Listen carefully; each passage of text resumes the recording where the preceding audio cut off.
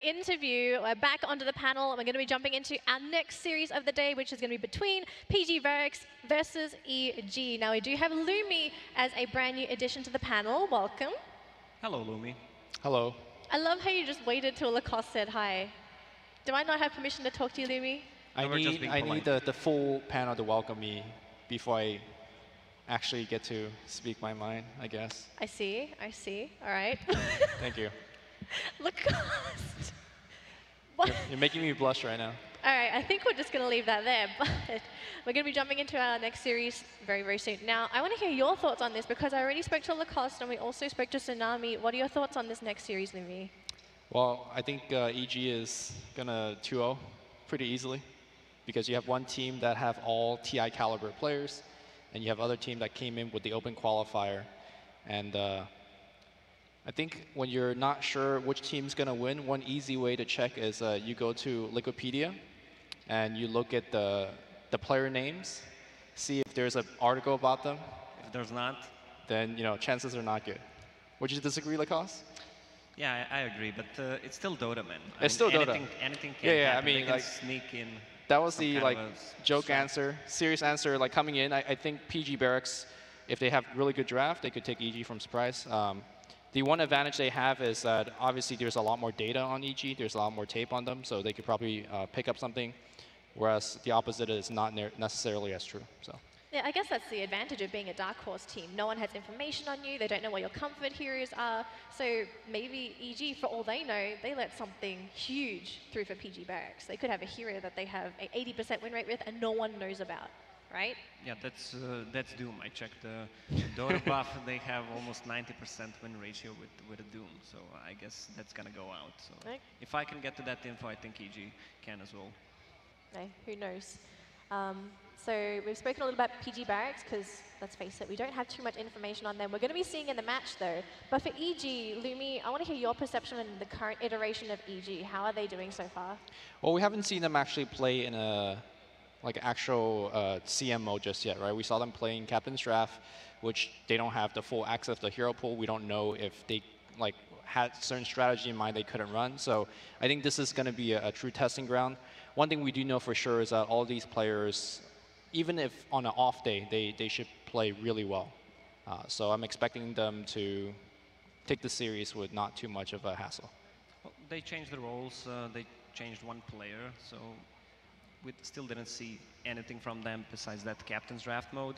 So it's a good team on a paper. We have, as you mentioned, TI champions, yeah, we can call them. On the other hand, you have a team that is unknown, so they can still pull out something.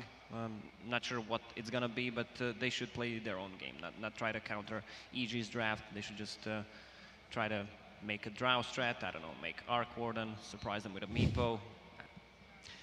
A little data buff checking I did as well. PG loves Spectre, apparently. They have picked it a couple of times as a core.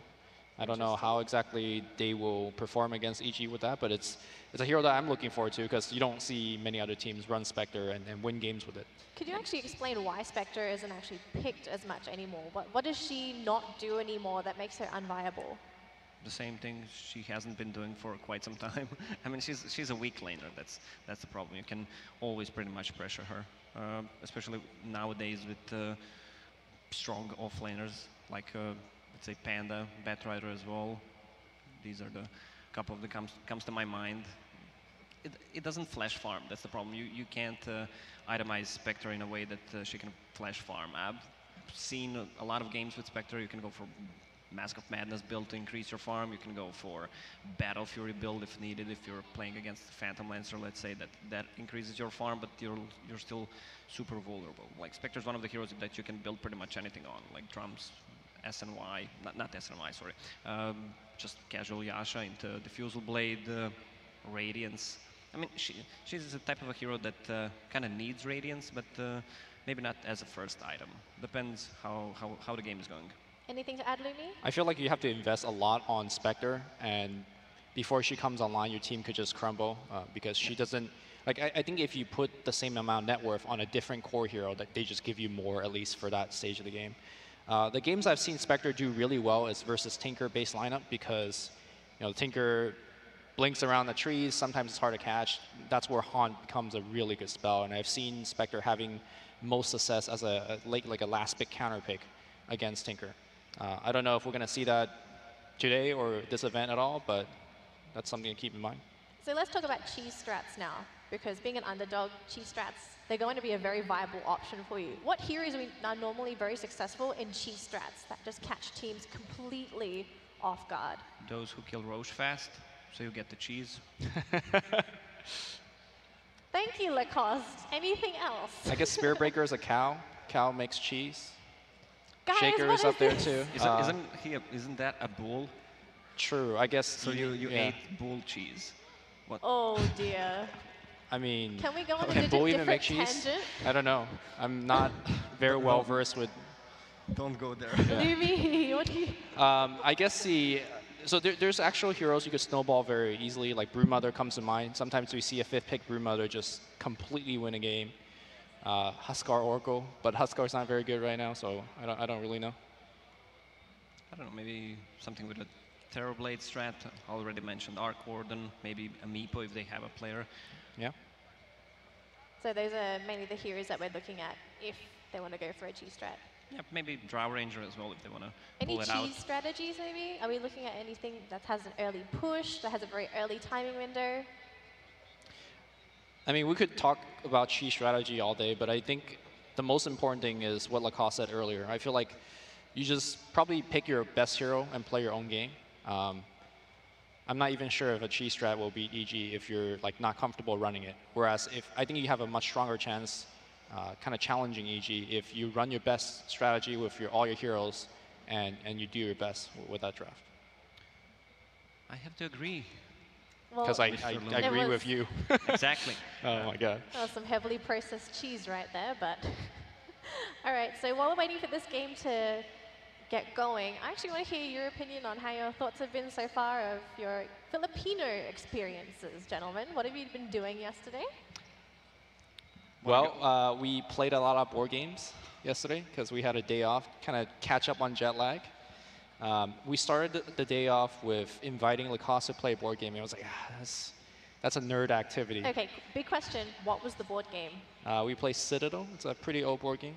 And then we played Codename, which is a word guessing game. And then by the end of the day, Lacoste was just like a fiend. He's just like, when are we playing? When are we playing? No, the Citadel is a really awesome game, I have to say. Yeah. And the other one, what was Codenames. Codenames, yeah. I was just too good at that game. Lacoste is too good at everything. Yeah. Good at Dota, good at board games. Like, what are you ever going to be better at Lacoste? I was not good at Citadel. Oh, you were not? They were ganging up on me. I had to go to the toilet for 2 minutes, and when I came back, I lost all my gold and all my cards. Yeah. I wonder who masterminded that plan. Not me. In terms of what we didn't do, I was actually looking forward to Mang Inasal in Philippines. What is that? It is a place where you get grilled chicken, but there's not a Mang Inasal next to our hotel, so that's very unfortunate. We ate at the Thai restaurant. Yeah, Thai yesterday, restaurant's good. so But I you ate don't- the grilled That chicken. makes no I mean- sense. You're eating Thai food in the Philippines? Like, exactly. what? You got to come here and try out the local food, just, right? Just for the lunch. Yeah. We ate some for the dinner. So Right. calm down there, Steve. Sorry, man. I'm the Filipino food connoisseur here. I think I've had everything from the good to the bad. So. What? You just asked me what is Mang Inasal and you call yourself a Filipino food connoisseur. I don't know. Well, I didn't have enough time to taste everything, man. Yeah. That's it. You haven't had enough time in the Philippines yet. Don't worry. I'm pretty sure Lumi will show you around all the fancy food places. I don't know any fancy food places. No, no. Yeah. Lumi, I'm not a food connoisseur like you. You let me down, Lumi. What is this? Oh boy. I also heard that you ended up going to the pool with Lyrical. Yes. You had the pool yourself. Yeah, we Lacoste is like, where was I when this happened? No. No? What? I just I want want to know the rest of the story. Yeah, I just want to be alone with Lyrical. That's why we didn't invite you. Okay, It was we'll makes a leave. lot two of sense. boys Thank you. on a pool on our own. It was Alright. it was a grand time. Okay, calm down, Lumi. Yeah. I'll keep that story to you. We're actually going to throw it back to Eri, as it looks like he's got something special for us.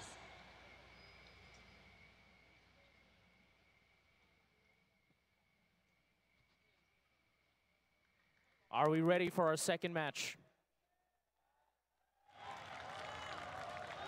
Ladies and gentlemen, this team has made their visit, of course, last year and won our most recent tournament. Will they be able to do it again this time here at Galaxy Battles 2? Your first team.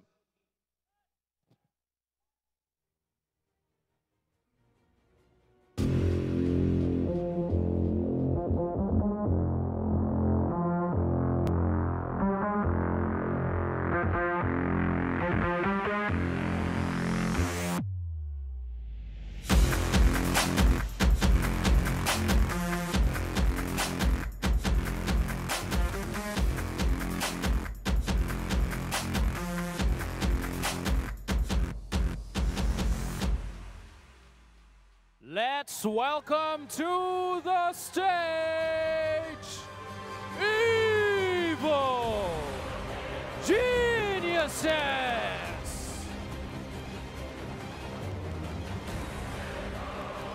Make some noise for EG!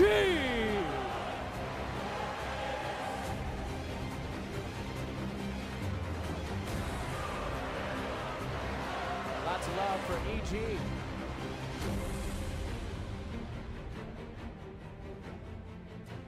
Feel free to yell out your messages of love. They can hear you. You can yell. Very nice. EG, of course.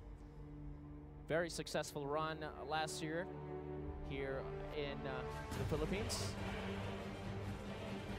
Let's hope, of course, the fans definitely showing their support now that they're back here at the Philippine Arena.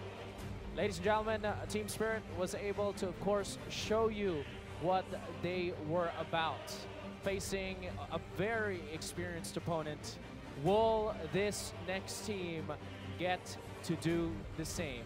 Their opponents.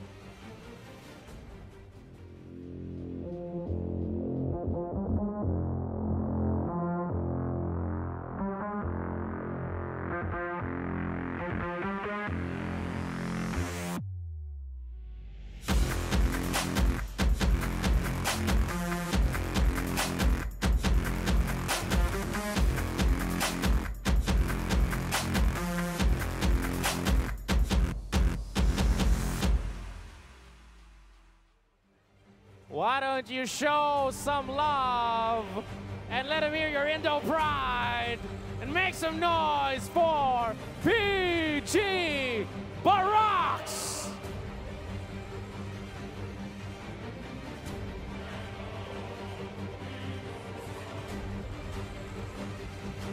Getting a lot of love from the Philippines, PG.Barracx. Look at that, striding, heading into a battle against a giant, of course, in the circuit, PG.Barracx from Indonesia. Getting ready to go at it against Evil Geniuses.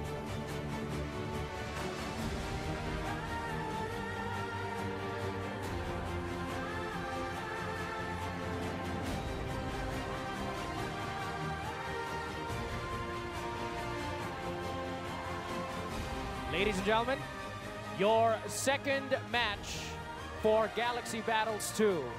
EG versus PG.Barracx. We're gonna throw it over now to the panel. Let's do this.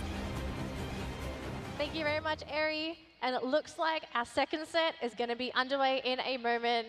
Guys, those openings, I still can't get over it. It just looks so epic. Music helps. Lacoste is like, I don't agree with you. Why do you not agree with me, Lacoste? Do I have to say it? Well, I don't know. It's just a bit too much for me. I don't know. It's too overwhelming. Yeah. It's okay. One day we'll get there. One day, even the panelists will get their own opening, right? Yes? No? No one agrees with me? All right. Okay. Thanks, guys. All right. Thank you so much for the support. So we're actually in the lobby right now, and it looks like EG, they're going to be on the Radiant side. PG.Barracx, they are going for second pick. So what are your thoughts on this? That's really strange, right? Most teams, when given choice, go for the first pick. Either first pick or Dire. Dire Yeah. is, I'll say, it's so much stronger at the moment because of the triangle that they have for the farming, especially when you have a hero like Medusa, Gyro, Luna, who can farm all 3 camps at the same time. Also, the Radiant jungle is so much harder to invade. A lot of high grounds overall. There's not too much points you can come from if you're Radiant and trying to smoke and attack the Dire high ground.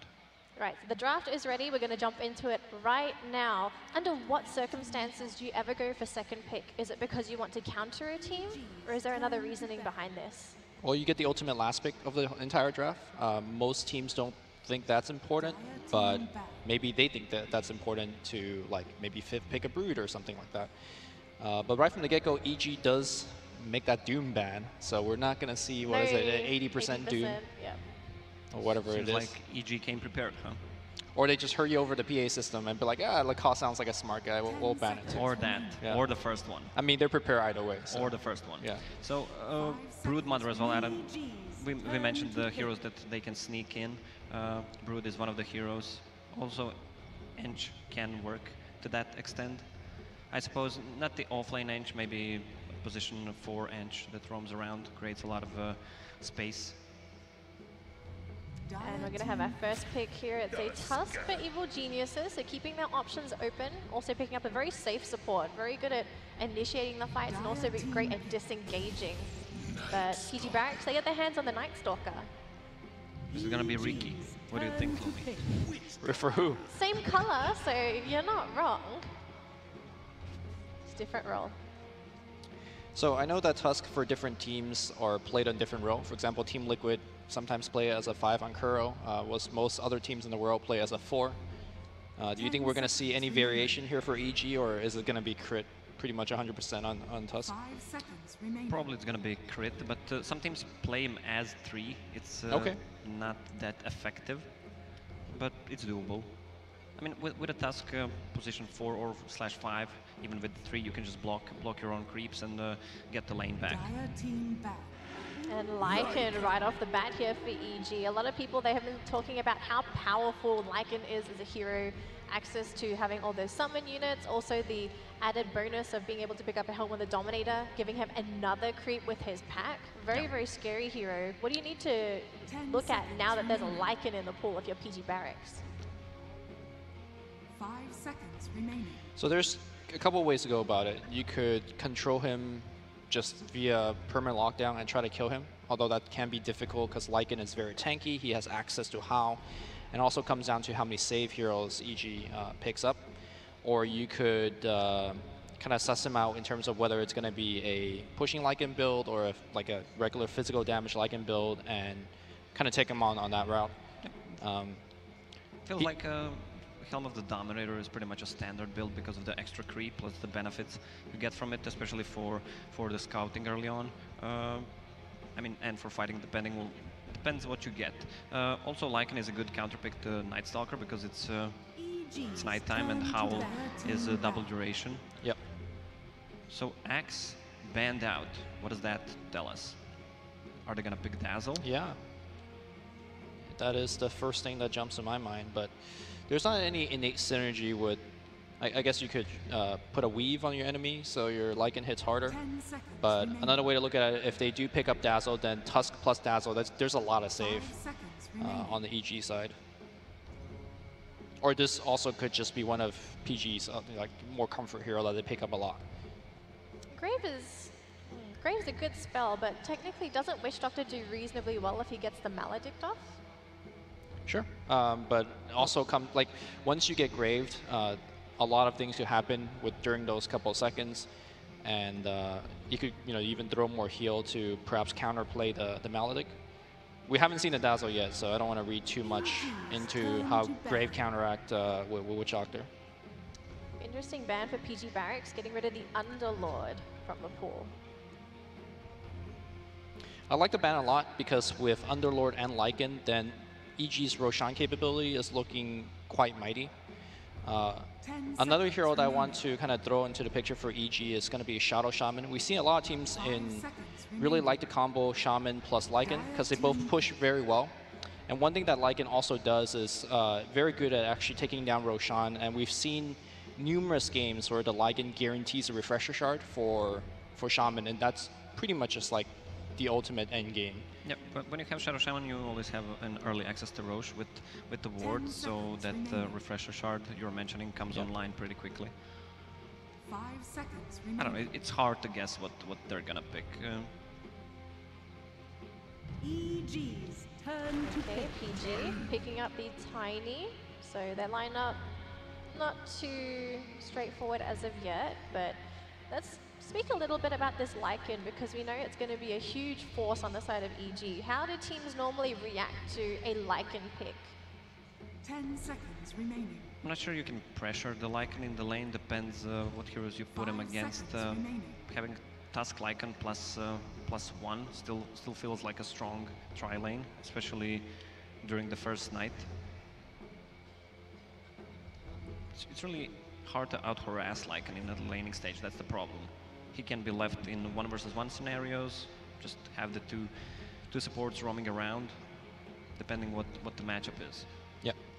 The fact that he has access to a ton of HP regen from his passive is somewhat difficult to shut him down. Plus he farms the forest, plus the Sure. creep spawn near him. Oh, okay. Wow. Warlock on the side of EG, so even more HP regen. They're even going to be able to toss a heal onto Lycan so he gets a double whammy. Going to be unkillable. Because you look at PG.Barracx's lineup, their nuke potential is okay with the Tiny, but a lot of people know that Tiny, at a certain point, his nuke gets capped. He's not going to do any more damage with the Avatos combo. So are there going to be any issues here for PG.Barracx? Because they now have to engage into a Warlock ultimate. That's a huge way to engage and to disengage. I personally like playing these position 5 supports that don't necessarily have to sit in the front line, because if you play some sort of initiating 5 like Rubik or Witch Doctor, you try to walk up in the front line and you just get comboed by Tiny. Whereas Warlock is more expected to play in the back, and then you let your more tanky heroes like Lycan to Tusk to take the initiation, and then you could counter initiate with the Warlock. So I definitely like where EG is going with this. And now it seems like Puck is going to be, I mean, this is what we saw TNC run last game, right? They just want to pressure and go fast versus EG. Yeah, but they put Tiny on a mid lane and Puck on a safe lane, Yep. which didn't turn out well. I don't think Puck is meant to be for a safe lane. I mean, I guess the matchup they wanted was Tiny for the mid lane. Sure. Even though he won his lane, it was pretty much even. It would be a better choice of words. Warlock, on the other hand, the hero that I've been testing, trying to make it work. So Fatal Bonds, combine it with whatever, like Medusa, Split Shot, Gyrocopter, Luna, it's a lot of damage. So much disengage now. They've also got the Stone Gaze, you got the Warlock ultimate, you have Tusk as well that is able to snowball to save his allies. How are you supposed to fight into this if you're PG.Barracx? You try and engage, suddenly you have to turn around for Stone Gaze, then you also need to worry about the Warlock Rock. This seems like a very difficult situation with this draft that they've picked up so far. They need a Diffusal Blade carrier if they want to go for it. I mean, you can still win against Medusa without it, but Phantom Lancer should be a natural choice. But how does Lycan fare against a PL? Lycan runs away from PL pretty easily. Another way I want to go about it is that, and PL is banned out immediately, is that there's a lot of, as this game goes on, I see that PG.Barracx is going to have a lot of damage issues, because Lycan is extremely hard to kill, Medusa is hard to kill, and of course both the backline of EG either provides a lot of healing or save or counterplay. So I think PG.Barracx, if they need to have a good shot of winning this game, they have to do well on pretty much all of their lanes. Without like winning 2 out of 3 lanes, I don't see them having a chance. They have pretty much everything is magical damage besides Tiny, so they need some extra physical damage to secure the mid and the late game. Next Assassin is a really good hero against Tiny, Puck as well. once you're in Vendetta, you just use the spiked carapace and hit him with the orb. I mean, just go on the orb so you can stun him. So Mirana comes to mind as a Diffusal Blade Carrier. Anything else? And you can always go for a Jug. Sure. Spectre. Yeah, I don't know if you want to huh? I don't know if you want to go Spectre into Lycan. That's definitely not a good matchup. I mean, there's also the classic anti-mage, but anti-mage against Lycan is it's a rough matchup. We're gonna see right now. It's gonna be a Monkey King. All right, Monkey King. Well, Monkey can build into Diffusal. Lately, he's all about the Battle Fury though, so I'm not sure. You can still build it as a second, maybe even third item, depending how the Monkey King laning stage goes. You can go for Battle Fury, which increases your farm, or if it's not going well, you go for Echo Saber and Diffusal Blade. So I want to see your predictions. Is it going to be PG.Barracx? Is it going to be EG? I'm going to stick with EG. I feel like PG doesn't have enough to play against EG's late game, and I don't see them kind of beating EG in the early to make it. Yeah, I'll go with EG as well. I think the draft overall is better, and they have two disengaging ultis, plus they have Lycan and Medusa who scale well into the mid and late game. I just don't see PG.Barracx gonna do too much. So we know PG.Barracx, they have a lot of things they need to do right to come out of this laning phase well. What are those things that they need to do to guarantee them a decent mid-game transition?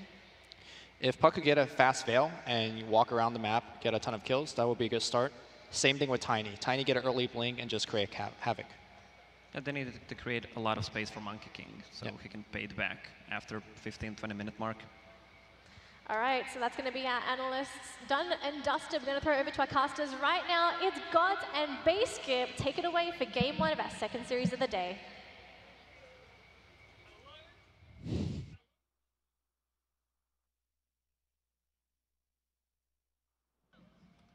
Hello, Philippines. Welcome to EG versus PG.Barracx. That's working a bit better now. I'm ready to get ourselves into the game here. It's finally happening. We've got Evil Geniuses playing with their new team, their new roster, and they're going to be taking on the New Blood champion, none other than PG.Barracx. I'm GoDz, joining me is Basskip. Good to be here. How's it going? Okay, there you go. Yeah, good to be here. We have an immediate pause, unfortunately, but we are finally getting our way into the game. I'm a big fan of EG's draft here, I have to say. I think it matches up extremely well against what PG.Barracx are doing. They're really reliant on bursting somebody down at the beginning of a fight, and I think that's just not possible against EG's heroes, right? They've got the Medusa, they've got the Lycan, who's also fairly tanky. PG.Barracx, I think, have their work cut out for them. Like the panel was saying, just have to have an amazing early game. Yeah, Lycan Medusa is definitely a kind of filthy duo of cores that EG are busting out here. Something that, yeah, PG.Barracx will have their work cut out for them, getting the damage to burst through them, having a farm Monkey King, getting Puck off to a hot start even from the off lane. Tiny Ram's the big star of PG.Barracx. We'll have to see if he can have a good game as well. It's definitely a doable matchup with the Tiny, a hero with some mid lane potential, and we'll see if PG.Barracx can get that hot, good early start that they need. Are they actually running the Puck in the off lane, or is it maybe, it looks like maybe an aggro tri-lane with the Tiny? He doesn't have mid lane items at the moment. That's true. It looks like Puck will be, yeah, Puck's got the pull tangos. We've got Tiny with a lot of regen, perhaps gearing off to play that off lane aggro tri-lane potentially, like you mentioned. They may want to contest someone like the Lycan's farm. Lycan is actually up top. This is kind of, to me, an area where Lycan can struggle, is the laning stage if you pressure him, and it seems like EG, knowing this, are going to dodge that lane. Yeah, he doesn't really bring much to a tri-lane versus tri-lane, right? A little bit of damage, the Howl is useful, but the Howl is useful globally. It's not just for the heroes in your lane, and you definitely want to get those levels going early on so you can start moving around the jungle at least somewhat and pick up some additional farm. So yeah, it looks like they will kind of successfully dodge things out, though PG.Barracx do have the Night Stalker just hanging around mid at the moment, so it looks like maybe he'll apply a tiny bit of pressure there and then head off. I'm sure PG.Barracx will love that Monkey King versus Nyx 1v1, but even Monkey against the Lycan should be pretty decent. They see the Lycan top, they're not swapping these lanes, so they probably feel pretty good about what Monkey King can do up here, assuming there's not too much support pressure. But it is mid lane where, speaking of support pressure, Night Stalker doing what he does best, coming into mid lane, being a bully, trying to secure that early last hits for the Puck. Yeah, though Arteezy still getting a couple of CS to his name, 2 so far, and it looks like Nightstalker might call it a day and head up towards top. Oh, nice double cast up top. It goes back to crit. So he does get that 4th Jingu. It's not going to be a kill, but some fortune favoring Lesser Blue there on the Witch Doctor. Getting him some early Jingu stacks. It will be tri-lane up top, so this does give Rams... He gets the 1v1, the melee versus melee. Tiny versus Nyx Assassin. Monkey King caught in the shards here. They're going to try and turn it around, though. On to crit. He's in trouble. Looks like this could be our first blood, and PG.Barracx are going to grab it. They get the extra gold for it. They're not done. They want Fear as well. It doesn't look like they'll get this kill. Nightstalker, I imagine, won't just hold on to that clarity for the return of the Monkey King. Still level 1, so no points in that stun just yet. Or a potential tree dance, and Fear is getting some help now with Warlock, giving him that heal to kind of sustain him in this lane.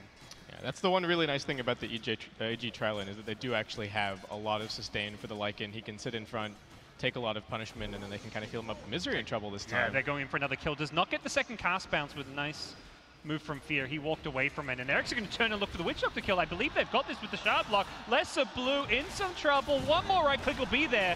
BFL tried to save him with the Boundless Strike, but couldn't do so. Now Fear needs to be a little bit careful, but he's got the distance, and both Crit and Fear will escape back to safety, use all that juicy regen of theirs. Yes. Things looking pretty good early on here for EG.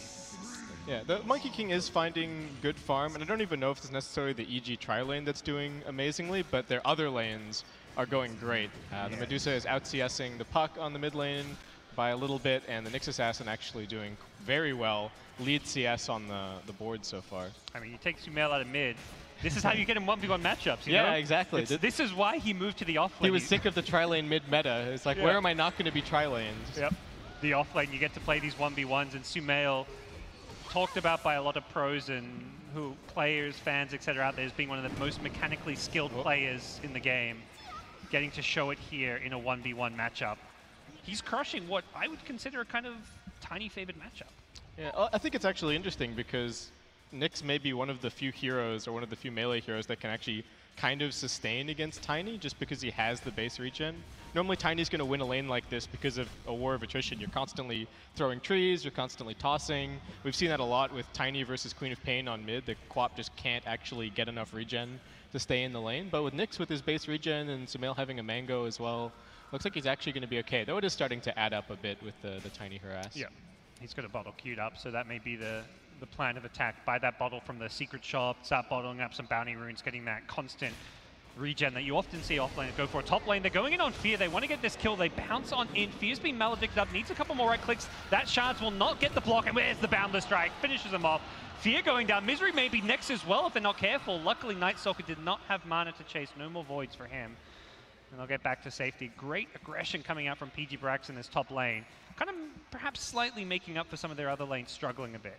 Yeah, they are going to have to take this start that they've gotten going in the top lane and then use that to go and influence the other lanes, because like we've been saying, the Medusa and the Nyx Assassin are farming really nicely, but they have Nightstalker for that. The Nightstalker and the Witch Doctor are both good roaming supports. They can move around and should actually be able to go and get some kills. It's not like Nyx and Medusa are relatively tanky, but they're not that difficult to gank. Yeah. And don't really have escapes to help them out. So.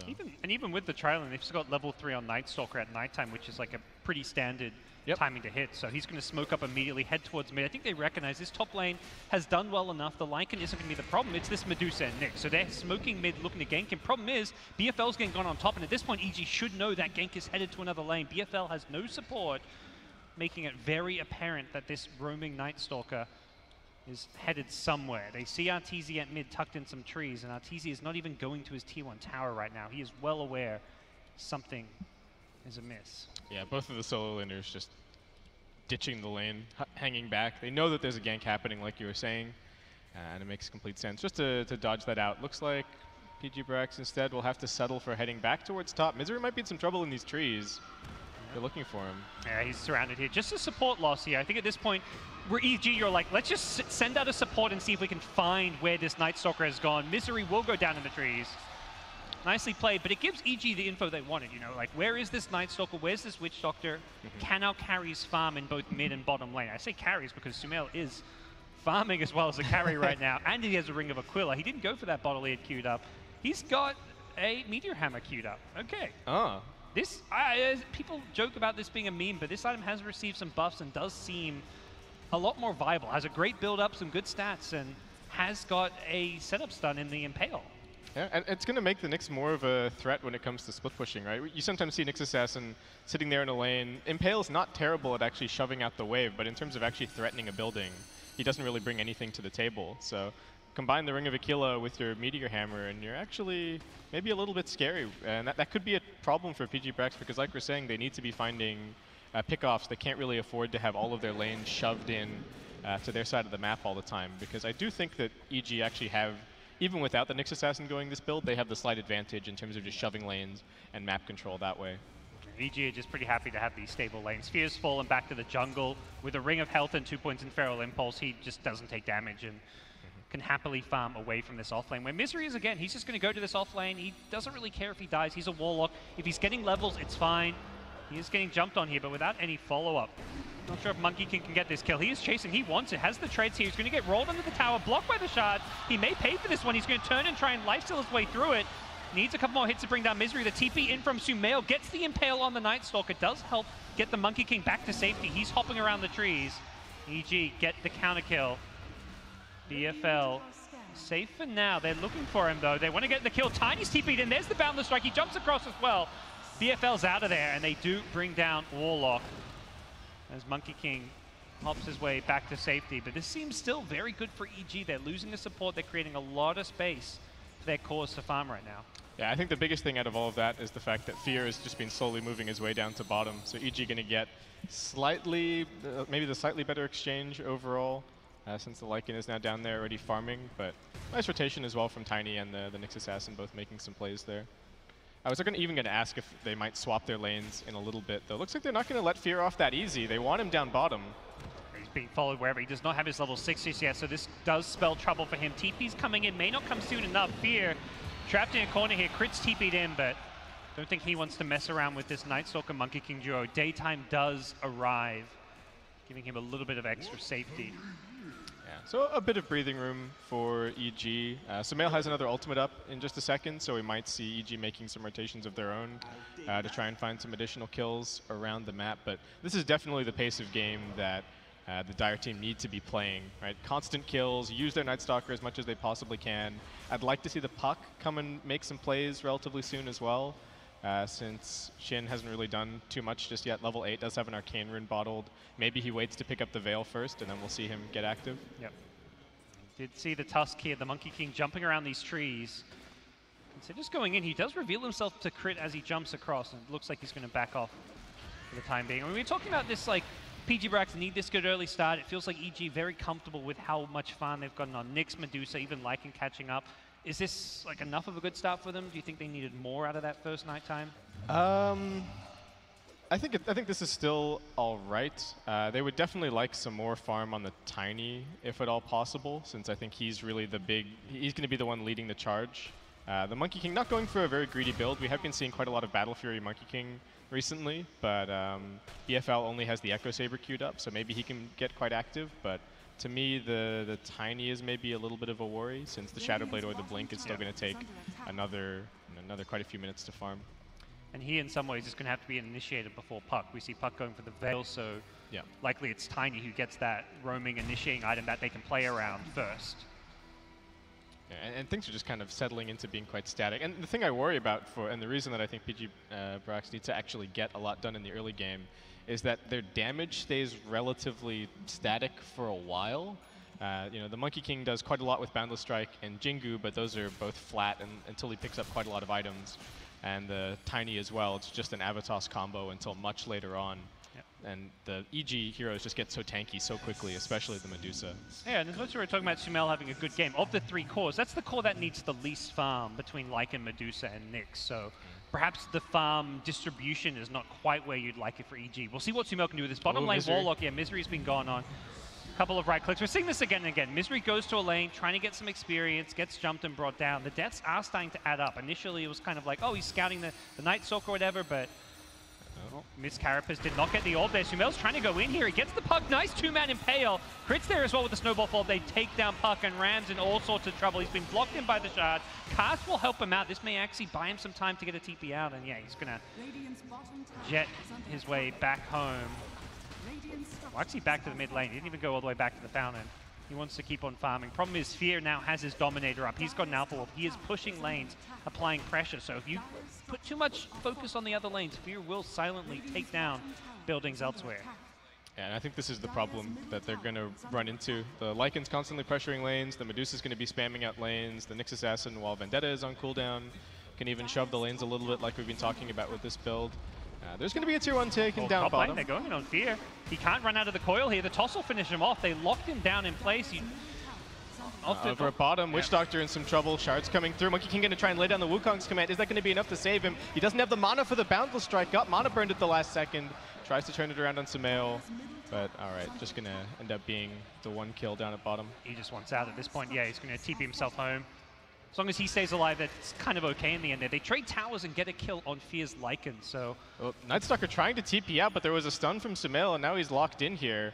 I don't think he's getting out of here. Spend some money, and oh, Sumail gets the kill, and that'll do that. New nighttime coming up. This is where it feels like PG.Barracx really need to up the tempo, find a few more kills. Warlock's still not quite level 6 yet.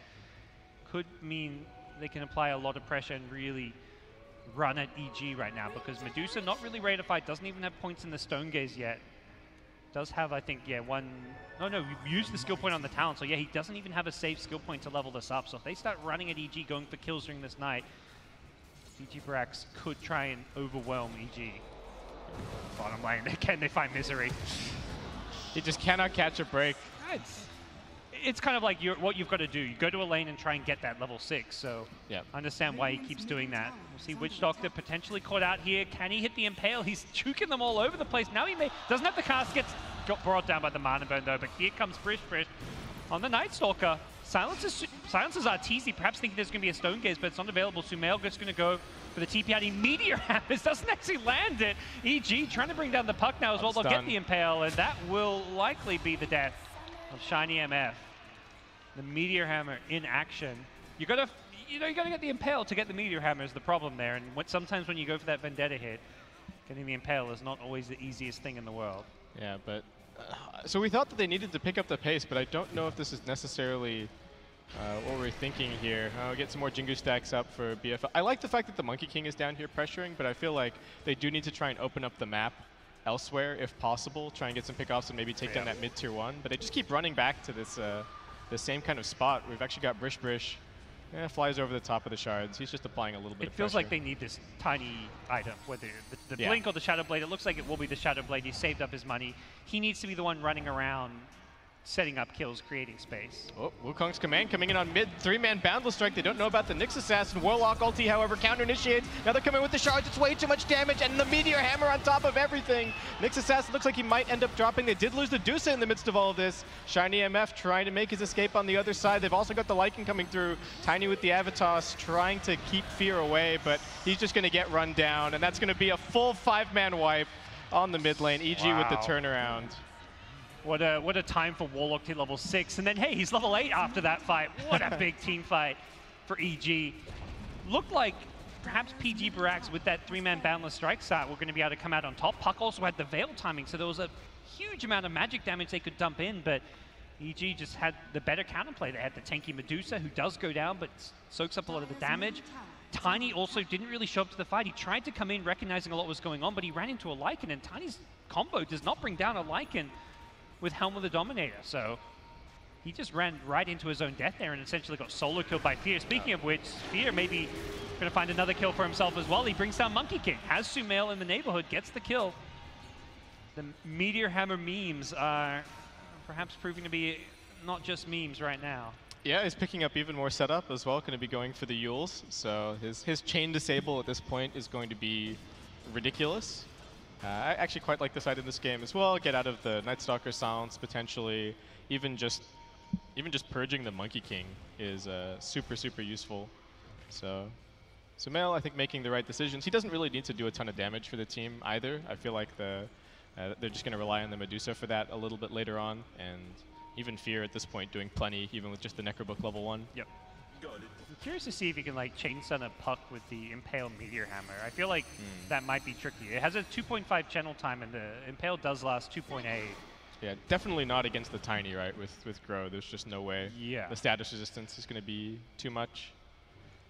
I feel like it may not be. It does say there's a 0.5 land time, which makes me think maybe not. But we'll see if that does come into play. Right now, EG's cores looking very good. They're top 3 on the net worth charts, all farming well. They may be looking for BFL again here in this mid lane. They see the incoming Nyx with a sentry, and that helps get a silence off at least. That last nighttime now over. They didn't really accomplish that much. I feel like we still haven't seen a ton out of the puck. I don't even know if he got the Dream Coil off in that mid fight. Okay. Medusa spots a little Ancient stack here, and I think Arteezy is pretty keen to try and take it. Tiny, gets the Avalanche, does not get the toss, and Arteezy going to drop the ultimate just to try and set this Tiny kill Rams. Oh no, he could be in a lot of trouble here. He used the Shadow Blade initiation, won't go down here because of the Wukong's command kind of zoning out the rest of EG, but that was kind of the reveal of the Shadow Blade. He found a Warlock, but he couldn't even kill a Warlock. They popped the Darkness as well, and Fear's just like, yep, I'm going to hit Howl and hit this bottom building, get the double value. Always really nice to have the Lycan against the NS for that reason. And Ramsey finished off the Necro, but he takes so much damage. The Dreamcoil's going to try and save him, but Fear doesn't even need his hero, I don't think. The summons go forward, and now he turns his attention over towards Shiny MF. Shiny MF will get Walrus punched up and brought down. The TP in from Witch Doctor. Interesting they don't go immediately for him. He does get blocked off a bit by the shards, and they should be able to find Lesser Blue. Cars gets stopped nicely on 2 as well as the Alpha Wolf, but unfortunately a few too many heroes in units there. EG going to take 3 more kills and the tier 2 tower. Getting Meteor hammered up, as that was not the play Tiny wanted to make. This has not been a good game for Rams, who had a pretty slow start. It's been, I feel like, great showing from the Monkey King, but the Tiny just hasn't been able to really come online and have an impact yet. No, and the one thing about the EG supports as well is that they've just been playing behind their cores. They haven't really had to expose themselves. And like we've been saying, I think the reason that EG picked the specific cores that they did this game is because they're all really difficult to bring down with the puck or the Tiny just by themselves. And if you have to bring 3 heroes to a gank, that makes it all the more obvious. Mid lane, Monkey King. We've seen good things from him. He's looking to perhaps do some more here in the mid lane. Wants to bring down Crit. We'll get him with the help of the Echo Saber. And Fear on the back lines, trying to get Brish. He needs to be careful. Does have a TP, no shapeshift for 5 seconds here. He's going to go for the TP out underneath the ward. No, that's a sentry. There was an EG ward with the Dire Sentry on it. They will see that the ward is up there. Nicely played. Wait, the Necrobook is still going for Lesser Blue. He's in trouble. It's just the summons. Oh. Okay, at least they've got the Boundless Strike. And Monkey King will try and farm them up. Some nice golden experience for him. Boy, oh boy. Lycan went from being very under-farmed, middle of the pack, to pretty much at the top. Medusa slightly overtaking him in the last minute or 2, but Fear has well and truly caught up and overtaken the PG.Barracx cores. Yeah, the Medusa just has so much inevitability this game. It feels like that's the clock that's just ticking all the time for PG.Barracx. Like they can't afford to let this Medusa continue farming, but they have to take the tier 1s to be able to restrict the farming space. And they haven't actually found any successful pickoffs in a while. It just seems like EG slowly but surely pushing them back onto their side of the map.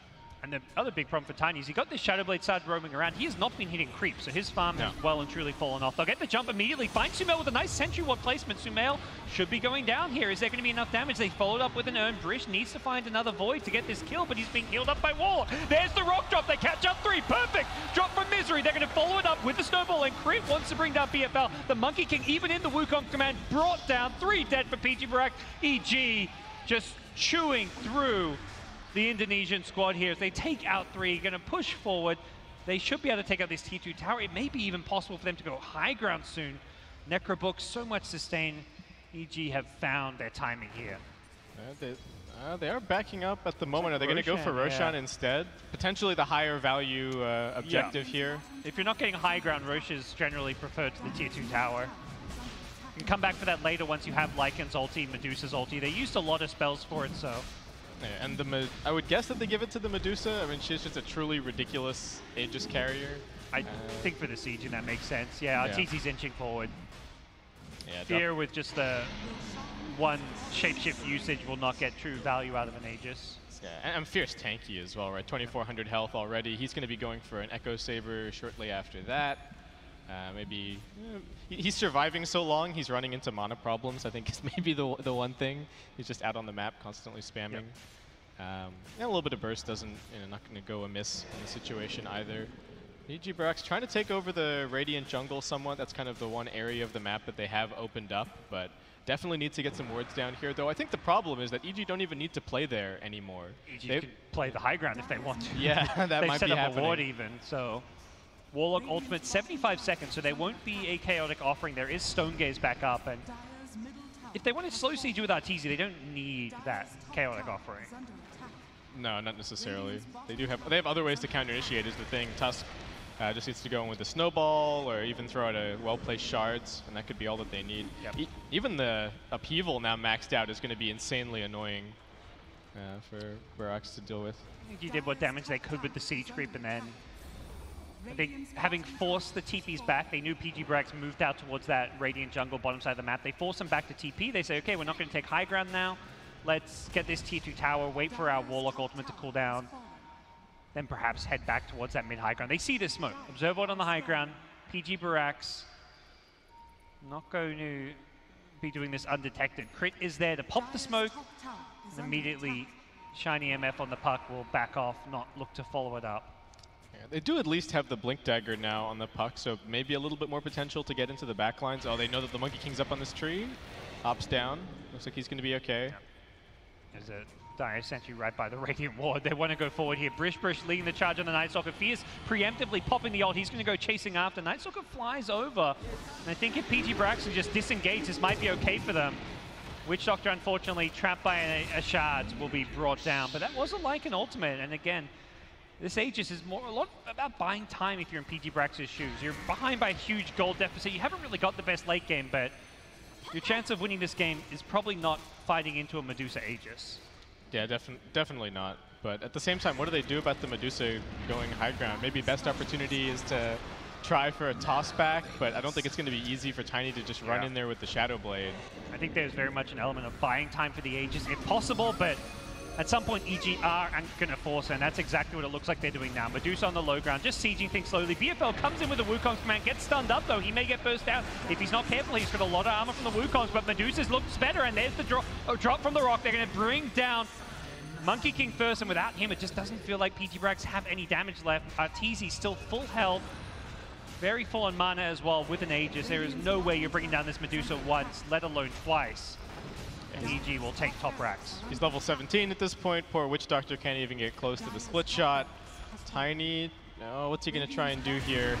Combo coming in, actually, some big damage. Toss, yeah. Has he got the damage for it? He chases after with the toss. There's the tree throw. Will not get the kill because of the snowball, and now it's going to get turned around on him, and Crit getting healed up as well. Puck still wants this kill. They say, give us one kill before we GG out, but they're not going to get it. The punch to the face will seal the deal as EG take game one in convincing fashion. Convincing fashion, perhaps kind of the expected result as well. I do have to commend PG.Barracx a little bit for how they played that tri-lane. They actually got quite a bit done there. It was just unfortunate that EG kind of had the better 1v1 lanes. Sumail got a good start and then immediately rotated, kind of turned things around up at top. And they never were able to slow down the Medusa at all. That was probably the cincher for me for EG. They just saw the draft, like they have absolutely no way to kill Medusa at all this entire game, and just kind of locked in that insurance policy. It felt very hard for them to play this game because of the drafts, but even so, I still feel like there were a lot of good signs from PG.Barracx. There was a lot of kind of good intent with their movements. They played around the night times very well. We saw them be aggressive. I think Rams had a very rough game. Maybe if he had a better performance on the Tiny, this could have been a potential PG.Barracx snowball in that early to mid game. Yeah, I definitely think that there was some potential there, but the Tiny just needed that little bit of extra farm. You know, maybe if he'd been able to move around and, I mean, even if he'd been able to go and get some of the kills on Misery that BFL was getting, then he can continue snowballing and continue making plays. But he just spent so long catching up that at that point, EG were so far ahead. They couldn't get those blinks, those Shadow Blades up to initiate on them. So it is EG taking game one. It is a best of three, though, so PG.Barracx have a chance for redemption. We're going to head on over to the panel to break down the first game of our EG PG.Barracx series. Thank you very much. Thank you very much, GoDz, and thank you very much, Basskip, for the first game of the day. Gotta say, PG.Barracx actually didn't do too bad during the laning phase, but they just couldn't quite make it through to the mid-game. Let's break down what actually happened. Yeah, I'm surprised they actually played that tri lane so well. I mean, against a team like an EG, it's a great success. Maybe Tiny should be involved in a couple of more kills. I mean, he's involved only in 2 out of 10 kills. Monkey King had a good laning stage. He was active. He knew his limits. You definitely saw him. He was playing very, very aggressively, but he knew his limits when he was in that tri lane. That was why he was able to get a couple of those clutch kills. But Monkey King wasn't enough in himself. Do you actually feel like this was maybe a draft problem at the end of the day? Because they didn't really have a good scaling draft. Yeah, their draft was pretty much the cookie cutter. They're trying to have a little bit of everything in it. But the thing is, even if they had like 10, 15k gold advantage, they had no tower damage besides Tiny with 3 grab. The big thing for me was that, yes, they did win the tri lane, but I felt like Tiny and Puck, the 2 heroes that you need to come online around that 15-minute mark, they lost their lanes, right? Because 15 minutes in, if you have a super farm Tiny walking around with Shadowblade Blink getting a ton of kills, a super farm Puck with Veil Blink getting a bunch of kills, I feel like they actually will come off better in the mid-game, and that wasn't the case. Also, for me, that whenever EG won their fights, because they had the heroes to take buildings, they were able to get objective, whereas on the opposite, PG won a couple engagement here and there, but you know, you have Monkey King hitting a tower, you have a Puck hitting a tower, so I felt like they couldn't get as much from their small victories. It's just those empty kills, like you don't get anything after. No Roche, no towers, no objectives. They couldn't fight into Medusa ulti and Warlock ulti as well. They have two strong disengaging ultis. Absolutely. We saw it on the highlights just then at 13 minutes, and then the second one was at 19 minutes where PG.Barracx, they lost because of good chaotic offerings. There was really nothing that they could do to shake off the Golem and also to just shake off EG in general. I believe this is the 19-minute fight here where they lose 3 heroes, but you really notice, you know, after the chaotic offering came online, that was when PG.Barracx, they just couldn't fight on their turf anymore. In particular, I felt like EG just like, it happened so that they have so many ways to counter Monkey King, right? Sigil could see up trees, you could have the Ice Shard that could hit, and I believe during the fight that we just watched, like the Inferno cut down one of the trees, and then the Monkey King just got stunned because he fell down. So I'm sure that wasn't like the only reason why EG got ahead, but it just so happened that their lineup also has a Monkey King counter, which definitely did not help them. Yeah, with a lineup like this, you have summons from Lycan, you have summon from Warlock. Also, Lycan deals a lot of damage, plus they have a meme hammer as well, which deals a ton of damage. I think we missed a couple of those, right? Couldn't quite I mean, it's hard to land. It's harder to actually channel it for a while. But just stand there, hope people get hit by it, right? See, I'm not sure if he was just trying to styling on people, or he actually thinks it's a good item. It can work on Nyx Assassin. I've been trying to use it. You can use it on Naga Siren, let's say position 4. Sure. It's doable on Axe if you want to style on people. On Clockwork, it's doable as well. Yeah. Also got our MVP on the screen as well. It's Sumail with a KDA of 3-0 and 16, 492 GPM, and 444 XP per minute. Yeah, 0 deaths and a meme hammer. I mean, it's a pretty obvious MVP. Yeah, no disagreement here. Well, if Lumi doesn't disagree, I mean, that's a sign. I like Meteor Hammer as an item. I was actually one of the few proponents of Meteor Hammer. But I think, at the end of the day, do you feel like Meme Hammer needs a buff? Does it need a reduction in cast time? That's probably the biggest thing about it. Yeah, but he still needs a little bit of something to be usable on more heroes. One of the heroes that can use it is Nature's Prophet. Yep. I'm thinking about Lil loves to play position 4 Nature's Prophet. That might be the item. It's been done. Complexity, they put Z-Freak on MP, and that's exactly what he does. He just like TPs in the trees and meme hammers the building and then TPs away. There's not much you can do about it. So it's definitely pretty good there. So coming into game 2 now, PG.Barracx, they've got a lot of things to consider after playing game 1. What are the biggest issues that they may need to fix for game 2? You want to take this one first, or? I guess they could use a better draft in game number 2, to be honest, but they should just play their own game. Like, but they should also try to go for objectives as well. Have a lineup that can take towers. For me, there was just a ton of like small mistakes here and there, which you could definitely like think about and fix easily. For example, I think there was one engagement where Tiny came out of Shadow Blade and tried to challenge Lycan. Yeah. And Fair realized, like, saw that, oh, you don't have anybody else. Ult, pop summon, and just kill them. So to me, those are kind of very small mistakes that you could be like, oh, I can't make that play, and you could quickly adjust. So if they could cut out a ton of small mistakes, we stand a much better chance taking down EG next time. Any heroes that are going to be banned next game for sure? I think Doom is going to get banned. Sure. Again. I mean, it's one of their strongest heroes, as I already mentioned, almost 90% win ratio with it. Also, they have a Tusk and Jakiro with 86%. Is Lycan worthy of a ban? Well, I mean, The hero if you ban changes- Lycan, then you let somebody else through, right? So it's hard to be like, oh, we lose to Lycan, we have to ban Lycan. Sure, the draft had a lot to do with it, like Lacoste said, but I think it's more of PG needs to get better heroes to do their own strategy and hopefully more objective-based heroes. Yeah, also, they should try to finish a game, maybe look into the 30-35 minute lineup that can end the game. Because if the game drags, EG's more experienced team, they're not going to make those small mistakes. As you mentioned, that mistake, Tiny trying to go on a Lycan, Tiny dies, 2 more hero dies. You're trying to help your teammate, but it's a mistake from the start, so a couple of more mistakes were made. Is it time for Spectre to come out of the bag for PG.Barracx? That is not a 35-minute victory, so I don't know about that one. Maybe Hey, save it well- for a different strategy, Well, different you team. did look at their stats, and it Sure, was one of sure. their best heroes. Are there any other heroes that they're actually quite confident with on their stats? They also run a Lycan, which I think feels like, first you take a Lycan away from EG. It's a hero that has a very fast tempo. You could take a ton of objectives. So if possible, selecting Lycan for themselves would be maybe a good idea. So it was just the Spectre and the Lycan that they seem to have pretty high win rates with so far? They play a ton of stuff. I've tried to get a pattern of what kind of core they play.